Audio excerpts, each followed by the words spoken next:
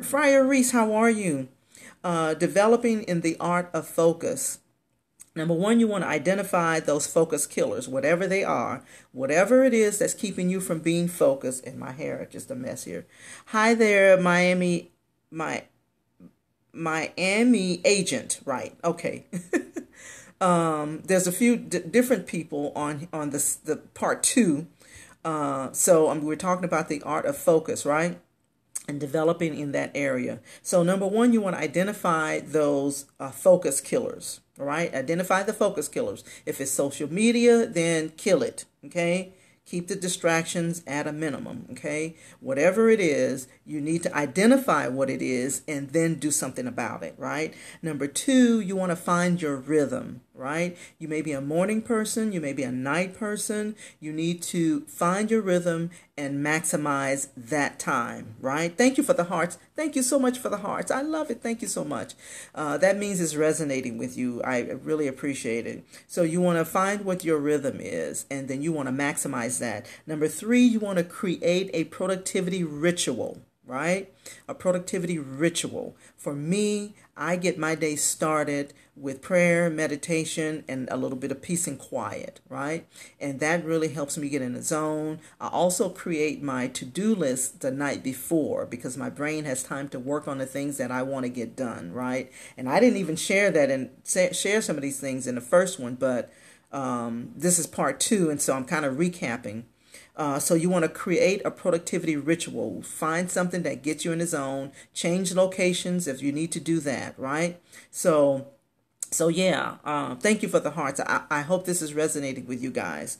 Okay, so once you identify those focus killers, once you discover your rhythm, whether you're a morning person, night person, whatever it is, then you create your productivity ritual.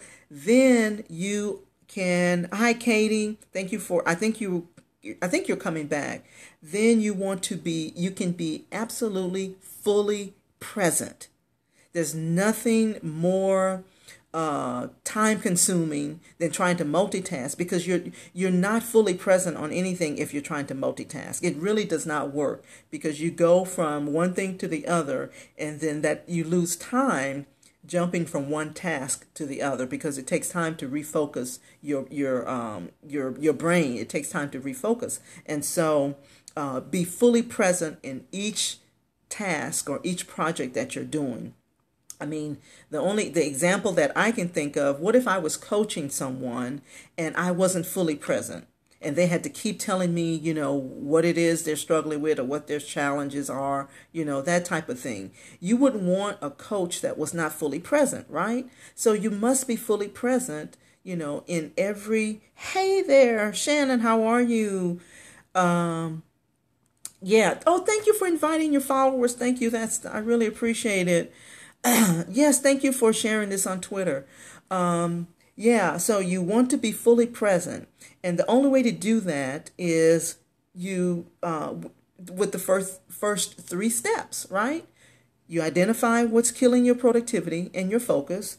You discover what your rhythm is. You find your rhythm, whether you're morning, night, or whenever it is. It might be location. You might be location driven, right? It might be for me, once I kind of, get in my zone, I like to be in coffee shops. I love Starbucks. I can really get, focused. Thank you for the hearts. I love it. Thank you. And so, so identify the focus killers. Number one, discover your rhythm, find your rhythm, maximize that. Number two, create a productivity ritual. Number three, be fully present. Okay. The last tip I want to give you is to find a tool or resource to help you. And I was about to share this on the other one when it kind of kicked off, my scope froze up. But the number one tool I recommend is your cell phone. Now, you know what? That could be a distraction, but this is all about developing, the skills. And so I don't care what guru, I don't care who you talk to, what book you read. These things have to be developed. It's just like, fitness. You have got to develop those muscles, right? And so these areas for you, when it comes to developing in the art of focus, you're going to have to do it over and over and over and over. And so use your phone to help you, your cell phone. All of you have cell phones that's on this cast because you're watching me from a cell phone, right? But you use your cell phone, put a timer on, right? Yes, develop and improve it. Yes, it's about developing. There's no trick, no, magic wand or anything, then all of a sudden you're going to be able to, instantly be productive.